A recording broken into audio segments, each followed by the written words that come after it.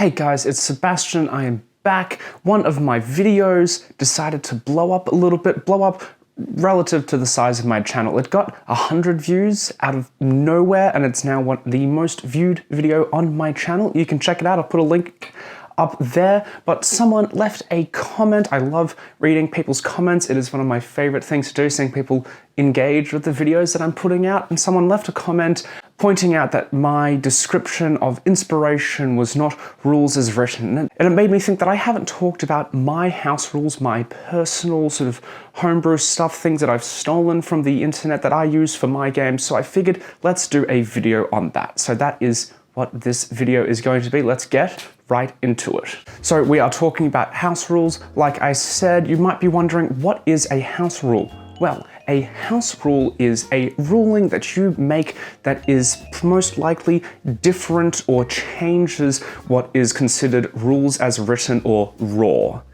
You'll see online when people discuss D&D, other role-playing games, they will often talk about raw versus rye, rules as intended. You see that in sage advice and all that sort of stuff. My personal understanding of the term house rules, I think, comes from casinos, which often refer to the casino itself as the house, often having variations or different quirks or rules changes for common card games and dice games and other things like that, poker, blackjack, etc. House rules were the rules of the house that they would have and use for those particular games. And of course, we are talking about D&D. You are a dungeon master, presumably, if you're watching this, and you're probably going to be running the game at your house or apartment, farm, dwelling, whatever you want to call it. At least that's what I prefer doing. I prefer running at my house. It's where I feel the most comfortable. Obviously your situation may vary. That's cool too. So house rules are going to be your personal rules that you use to either enhance the game, make it more fun, more interesting. Maybe it's something that you disagree with in the core rules as written, however you want to do it. House rules and homebrew go almost hand in hand, and you will find that house rules will often exist to either elevate and improve parts of the game that you really enjoy, or to try and push away or ignore parts that you don't enjoy.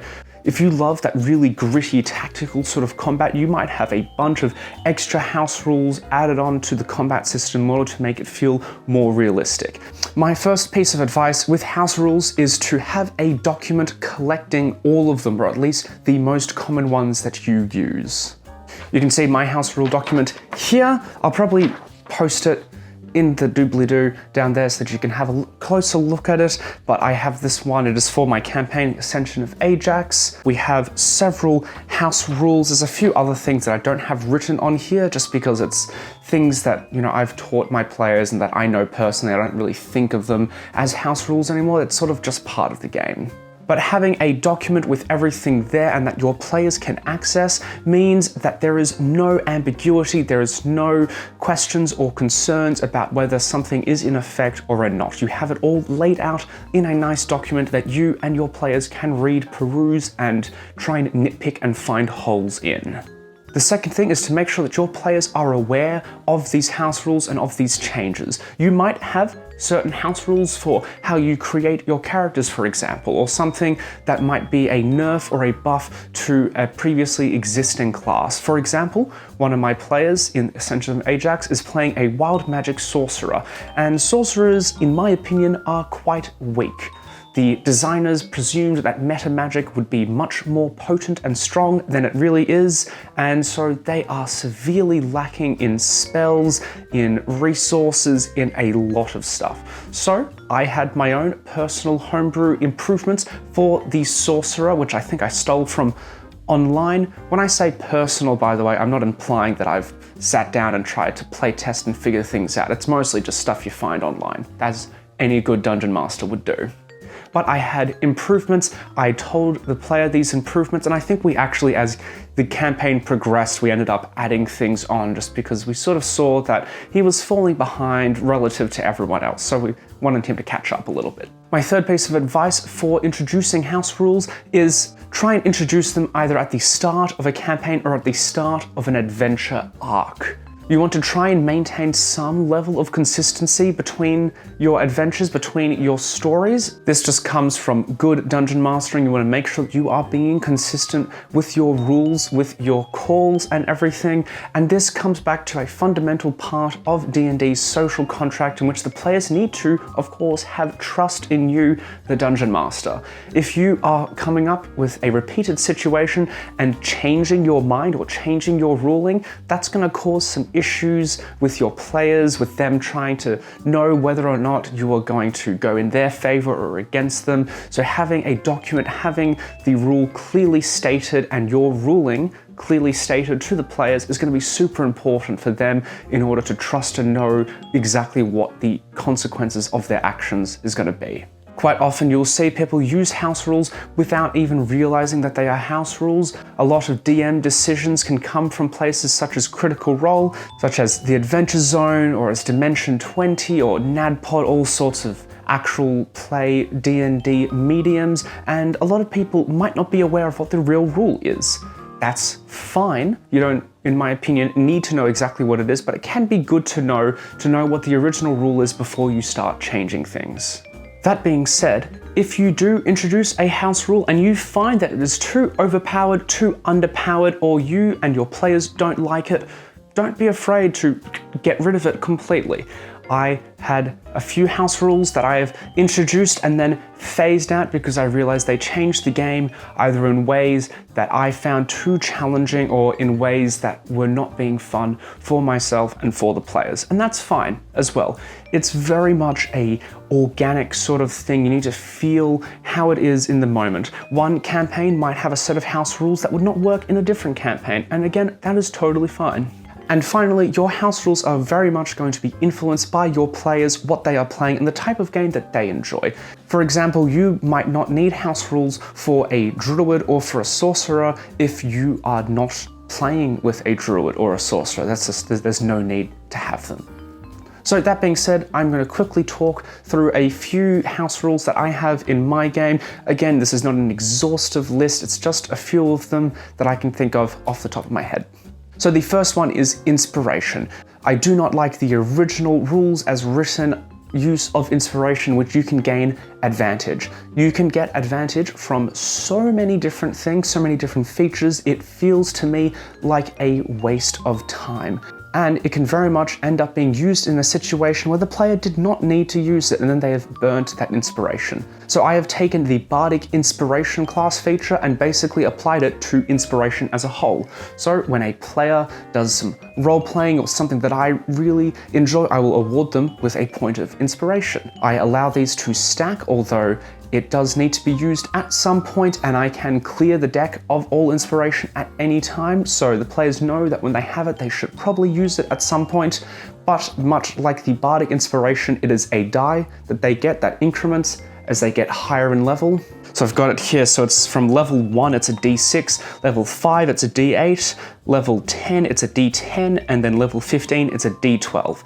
And you can use that to add on to an ability check, to a saving throw, to an attack roll, and that can happen before or after the result is declared. Because I think, in my opinion anyway, inspiration should be powerful. It should change the outcome of something. It should change the conditions of what is happening. My next house rule is looking at critical hits. I think it is the most disappointing thing to roll a natural 20 or a lower number if you're one of the many subclasses that gets a critical not on a 20, but I cannot think of anything more disappointing than then rolling the damage and rolling 2 1s or 2 2s or something like that. It's so disappointing. So I am using what I've called brutal critical hits. So all critical hits are going to deal the maximum number on the damage die, as well as an additional roll of said damage die. So for example, if you are a barbarian wielding a great axe with a D12 damage die and you roll a natural 20, your damage will be calculated by adding 12, which is the damage die, plus whatever your strength modifier is, plus another roll of the damage die. Of course, there could be other things you can add, rage, other damage bonuses. It can get quite complicated, as my players would know when they see me trying to calculate the number of a critical hit. It gets especially complicated if someone has sharpshooter or great weapon master. It's oof, it's difficult. So that means that critical hits are going to hit harder automatically no matter what. You can still roll a 1 or a 2 on the damage die, but you at least know that you are doing more damage than a normal attack. And I think that's awesome. It also applies to the monsters as well. You might have seen one of my campaign diaries. I'll put a link up there. One of my enemies got a natural 20 on Belle the Elven Gunslinger and instantly killed her because of massive damage, which was insane. It's just wild. I think it's fantastic, personally. Another house rule that I have has to do with bonus action spells. This one is very controversial, so I look forward to seeing people tell me that I'm wrong or that I'm, screwing the balance up. That's fine. I've done lots of other things to screw up the balance. But I have, as I've mentioned, a sorcerer in my game. He obviously has Quicken Spell, one of the most powerful meta magics in the game, which allows him to convert the casting time of a spell from one action to one bonus action. Fantastic. In theory, this means you can cast 2 spells per turn. However, there is a strange caveat with bonus action spells in which, in fact, I'm actually just going to get out my player's handbook and read precisely what it is just so I don't get it wrong. A spell cast with a bonus action is especially swift. You must use a bonus action on your turn to cast the spell, provided that you haven't already taken a bonus action this turn. Standard. It then adds, you can't cast another spell during this same turn except for a cantrip with a casting time of 1 action. The implication being, if you've used a bonus action to cast a spell, the only other spell that you can cast on your turn is a cantrip. Of course, this applies only to bonus action spells. If you are a fighter with Action Surge, you absolutely could and should use both of your actions to cast Fireball and destroy everything. So that being said, I think that's really weak. I think that kind of sucks. I love the idea of sorcerers who have this supposed unlimited magical potential within them is constrained by this strange sort of leveling balance thing. So I have removed it and elected to change it so that you can cast leveled spells up to your highest spell slot. So for example, if you have up to 5th level spell slots, if you use a bonus action spell, depending on what spell slot it is, will determine what you can cast next. So if you quicken spell a Fireball, that's a 3rd level spell. The next spell that you cast can be up to 2nd level, because 3 plus 2 equals 5. Maths, yay. If you have a 5th level spell that you want to cast, then congratulations, the only spell you can cast after that is going to be a cantrip. So this opens up a whole new world of possibilities for quickened combinations, which I know can often throw off the balance, but that's fine. I think it's cool anyway. That being said, of course, you are still bound by the rules of actions and bonus actions, of which you only get 1 unless you have a feature that gives you an additional 1. So it's not like, he's going to be running around just blighting people left and right, as is his favorite combo. It's still 2 spells in a turn. He's not doing any more damage than my high-level, min-maxed, optimized, sharpshooting gunslinger. So it's fine.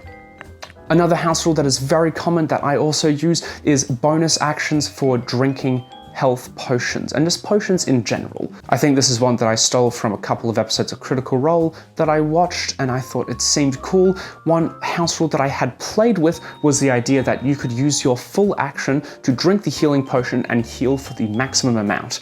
I very quickly got rid of that because I found that it trivialized combat so quickly.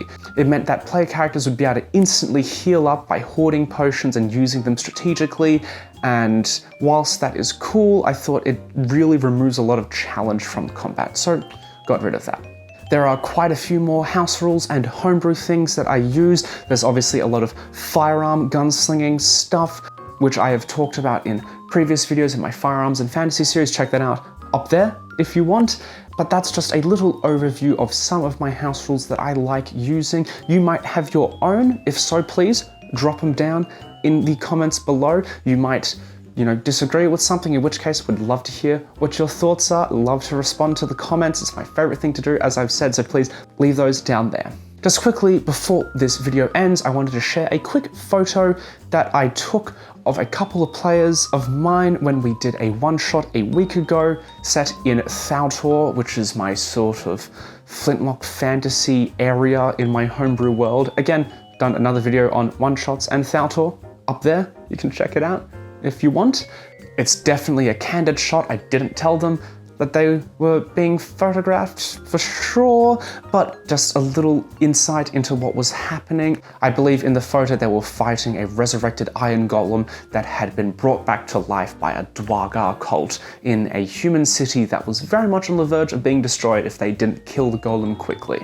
In other exciting news, I am planning a new campaign with some new people that I'm very excited about. That's going to be happening next week, I'm pretty sure. I'm going to do a video after that first session talking about how I would begin prepping and thinking of ways to do that first session for the campaign. Because that first session is pivotal in setting the tone, the promises, the ideas, and things that you really want this campaign to be about. We're also going to talk about character introductions, using backstories, and trying to tie your players to the world really quickly. It can be awkward trying to get players to come together, so we're going to talk about a few things that you can do as a DM to make those happen really quickly.